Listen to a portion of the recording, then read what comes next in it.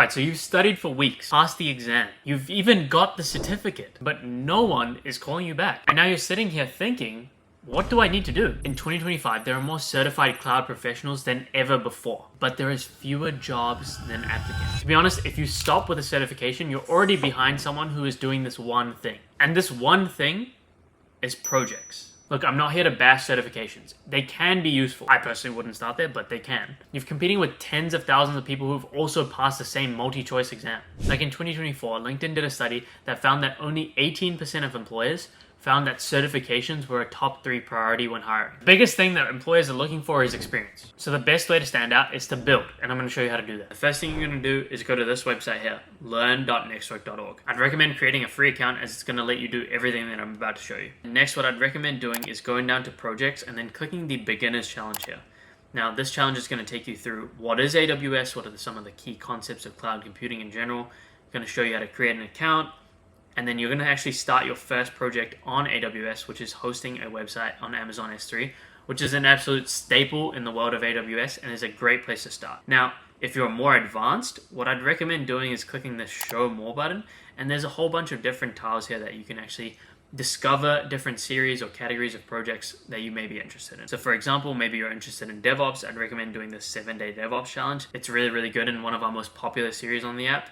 Otherwise, there's AI and machine learning projects, databases, network, security. These are going to help you take some of the things that you learned in your certification and actually implement it in a real life scenario. Me personally, I found this is the best way to learn cloud because you actually make mistakes, and mistakes are going to teach you what to do and what not to do. And this kind of leads me on to my next point, which is something that a lot of people forget, but that is documenting your work. Now, with the projects that I'm showing you, at some points you're going to get asked different questions, or maybe you're going to be asked for different screenshots on what you're actually doing, because at the end of the project, you're going to get something special. You are going to get automatic documentation that takes the hassle out of writing everything, that you can either add to your own portfolio, save as a PDF, a README file, Markdown, share as a public URL.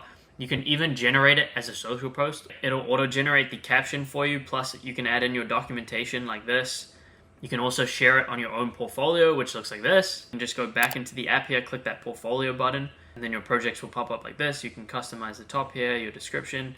Here's that prompt engineering project that I did. Because now you have a way to authenticate your skills, show your experience through the projects that you're doing. Like if a job description is asking for AI skills or CI/CD skills, do projects that relate to those, and then you'll be able to showcase this to recruiters. This stands out a lot more than just doing a certification. And I think we can both agree on that. I mean, this is not some fiction. 69% of hiring managers said that they look at their online presence of a candidate on LinkedIn or GitHub or their portfolio before they actually decide if that candidate should get an interview or not. Firstly, what you need to be doing is projects that actually validate your skills to employers. You then need to document those projects either through our website, which is done automatically, or you can do it on a Word doc or Canva, whatever. Document your work so you can show what you've learned, your mistakes, what you did right, and your step-by-step sequence.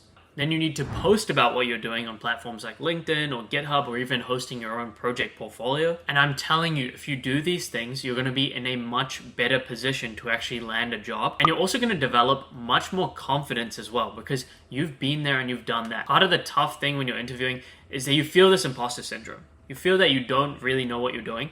And to be honest, if you've just done a certification, you probably don't know what you're doing. But when you get your hands dirty, when you do these projects, you make mistakes, suddenly you can talk about experiences that you've actually had, and it shows to the recruiter. Do these things, solve real problems, and I promise you that you'll be in a much better place to land a job. As always, leave a like, subscribe, do all of that stuff. Hit us up in the community or in the comments below if you have any questions. Our community is a great place to learn. There's like 20,000 people now. There's a lot of people that may be in a similar place to where you are.